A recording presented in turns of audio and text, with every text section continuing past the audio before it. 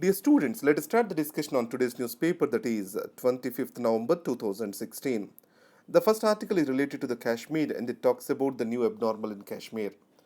Here, remember this point.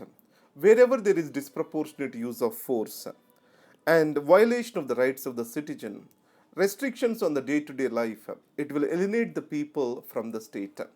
In Kashmir, this is very much true. If we observe, after Mr. Burhan Wani's death, the spontaneous eruptions have come up in place. Any spontaneous eruption, it has some underlying cause, underlying grievance that is unaddressed. Now we need to see this from the framework of right wing and right wing politics in India. If you observe the BJP manifesto and during the electoral campaigning, the issue of Article 370 was repeatedly raised. And Article 370 was considered by the Kashmiris as an umbilical cord with India. On the other hand, right wing politicians they say Article 370 is the major reason for their alienation of the Kashmiris to join the mainstream nationalistic agenda.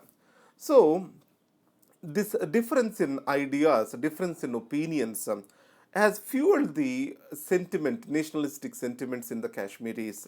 So India sees this from the security perspective. Now, if you see the M.K. Narayanan's article last week, it has clearly stated that the present agitation which is going on in Kashmir shall be seen as a homegrown agitation rather than being fueled by the cross-border elements. On the other hand, the Indian state clearly sees it as fuel from the other side of the border. And the second thing is the development need to be sustained and the environment has to be made conducive for operation of the business for the people to remain silent. And more, this use of these restrictions is leading to the loss of the business to the people. So, in this context, what the Zindri says is the mainstream India's opinion is also conformist with regard to the Kashmir. It means that the media is projecting such a view of the Kashmir that the people are more separatists there rather than Indians. So we need to improve this situation and we need to engage with the Kashmiris in such a way that there shall not be any bias in that particular discussion. So that is what is the way forward. Here I want to bring it to your notice that when Prime Minister Vajpayee was in power, he has spoken about Insaniyat, Kashmiriyat and Jamhuriyat. The same spirit has to continue in engaging with Kashmiris. Along with this, if you understand, in 1991, the terrorism was very much peak in Kashmir, but after that, it has slowly come down. Especially during the UPA 1 and UPA 2 government, you did not hear much about the violence in Kashmir.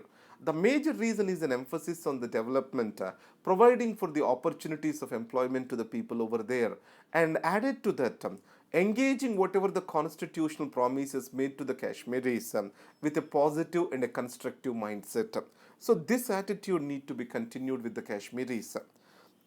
Coming to no country for the Rohingyas. Here we need to understand who are Rohingyas. Rohingyas are Muslim population living in the Rakhine state of Myanmar. Myanmar do not recognize these people as its citizens. They do not recognize as separate ethnicity. And according to it, these people have migrated for economic benefits to the Myanmar. In this context, these are the stateless citizens. If you see, almost at the same time in the last year, these Rohingyas, they were moving across the moving across the oceans to reach into Thailand, Philippines, etc., and thousands of people got drowned in the sea. Now, again, there is a crackdown on by the Myanmar state on these Rohingyas.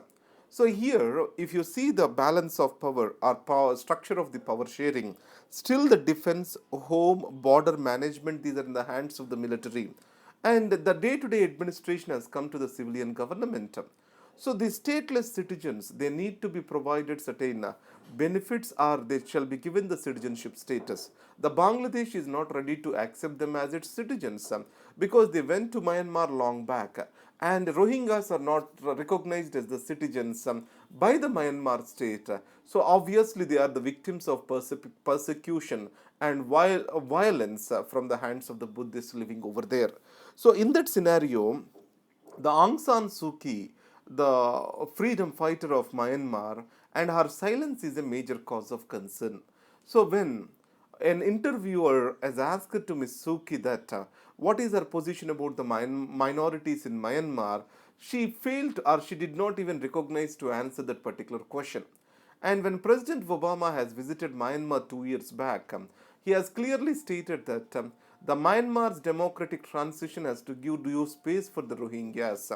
So, any country which is a democracy has a moral obligation to protect its minorities, and at the same time, the maturity of the democracy also is being based on the respect the country gives to its minorities, the space it provides for the expression of opinion and ability to live their life for the minorities. So it means there is a long way forward for the Myanmar, and it has in respecting its minorities. Now, coming to the next thing, the Marrakesh debate. You know that COP22 has occurred in Marrakesh. Here, there are few things which we need to understand. One is Green Climate Fund. This has come into existence in Cancun conference. According to this, by 2020, the developed countries has to transfer $100 billion to the developing nations for mitigation and adaptation. But however, how this 100 billions will be provided for? Is this state, Western state is providing that, or is it been provided through the private investments? There is nothing clear with this. And as of now, $13 billion is something which has been pulled up for the same, because up to 2020 it has to be $100 billion. After 2020 it has to be $100 billion every year. And it also talks about second commitment period under Kyoto Protocol.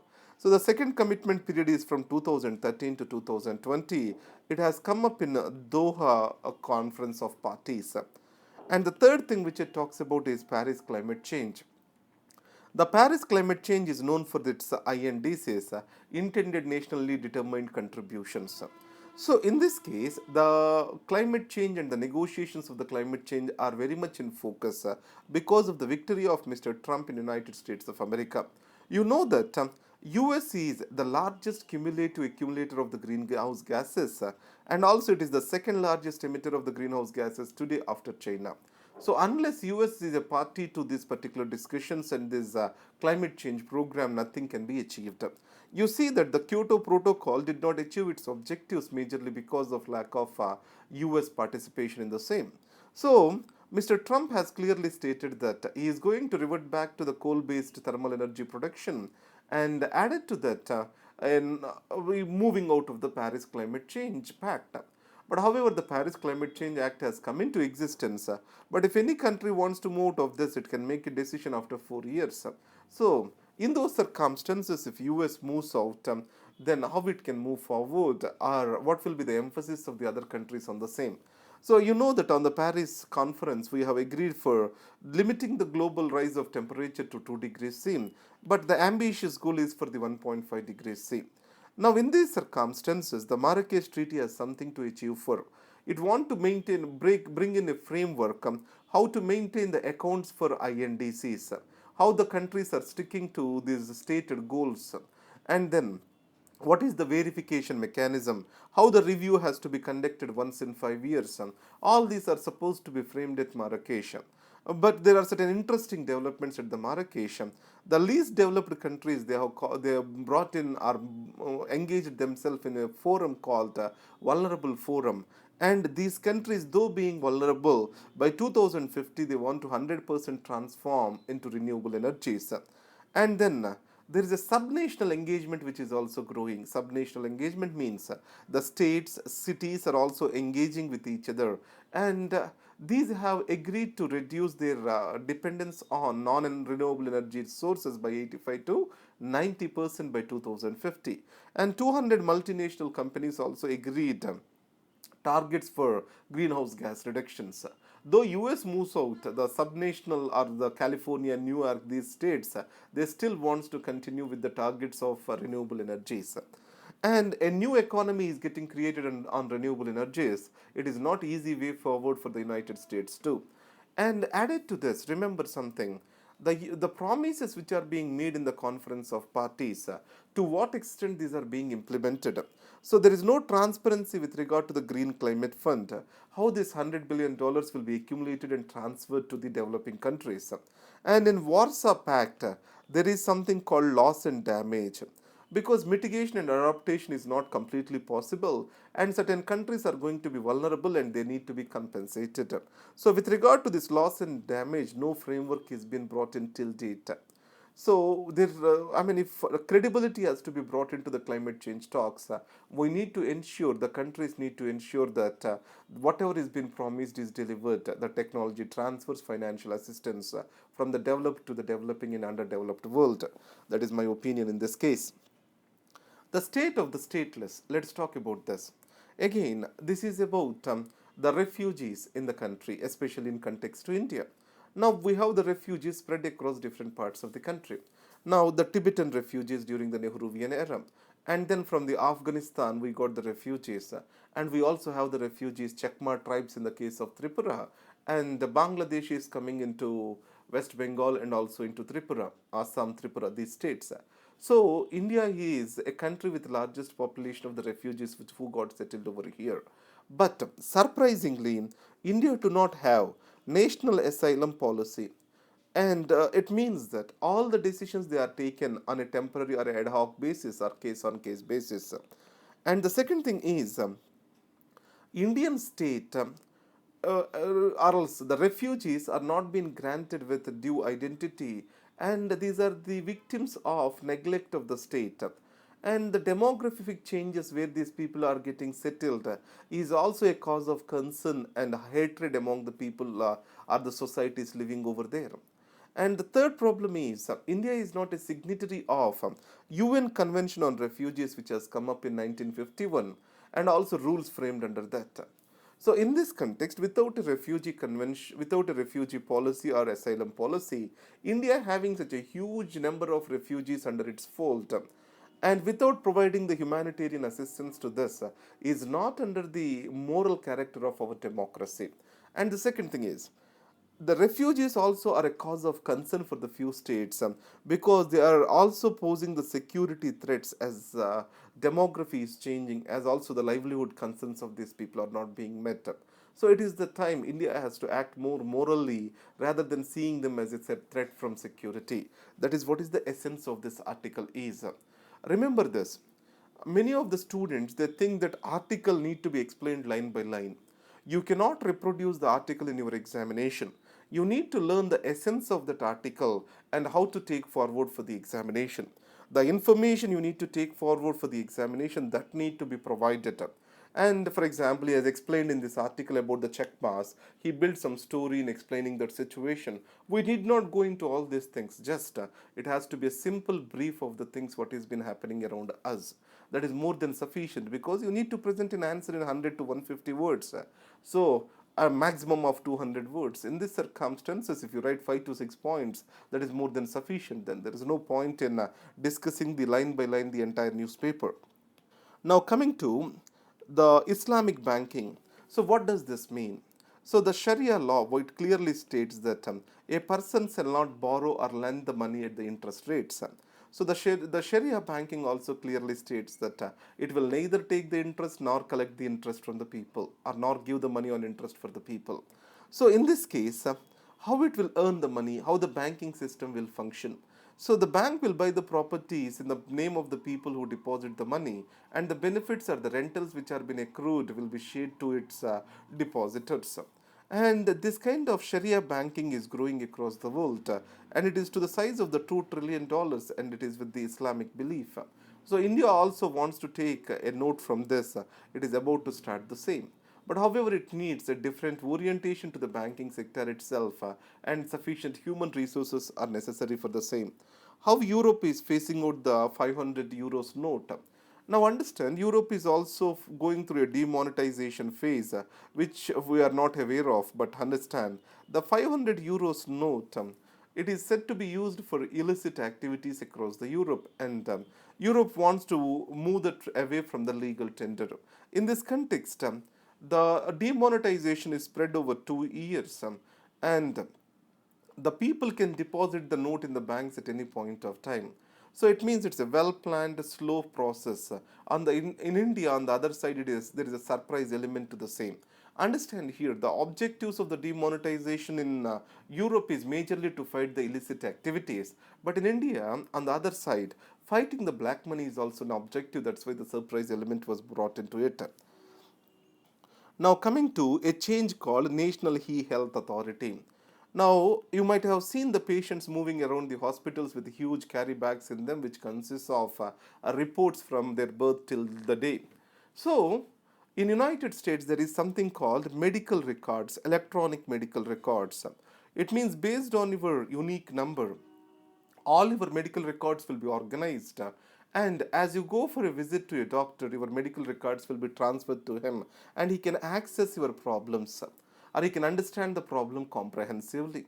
So in this case, in India, we don't have any medical records, e-medical records. The National E-Health Authority is about to create this comprehensive medical database in the form of medical records.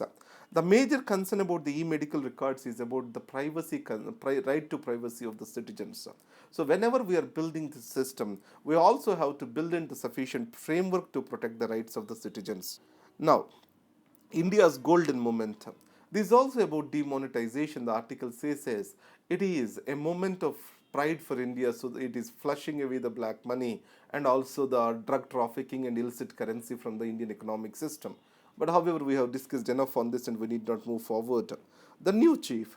You know that the Raheel Sharif in Pakistan is ending his tenure, and in the place of him, who will be the new military chief is the question. In Pakistan, there are two power centers, one the civilian authority, the other one is the military authority. And with regard to the relations of Pakistan with India, it is the military which plays a major role.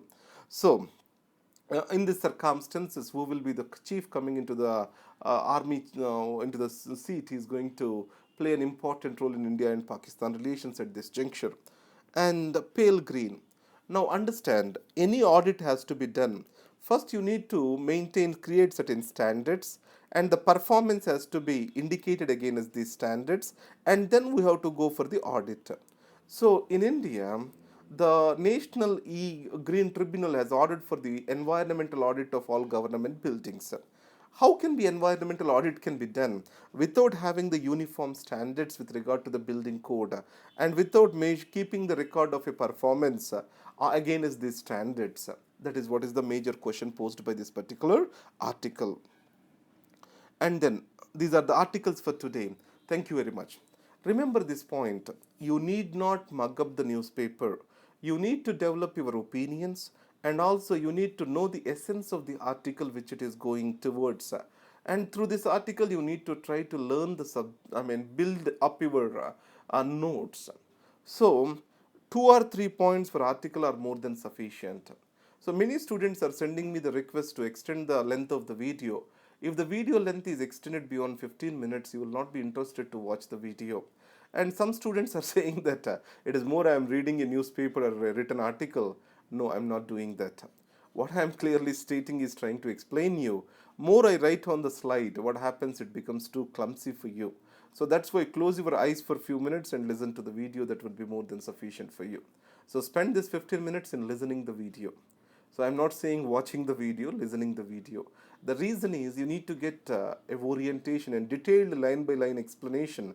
It will make you not to study the newspaper. It is not a replacement to the newspaper. I'm clearly stating this. It is just an addition to the newspaper. And reading of the newspaper shall not be done away with as you are watching this video. But you will get an orientation how to read the newspaper and how to add up to your information. Thank you very much.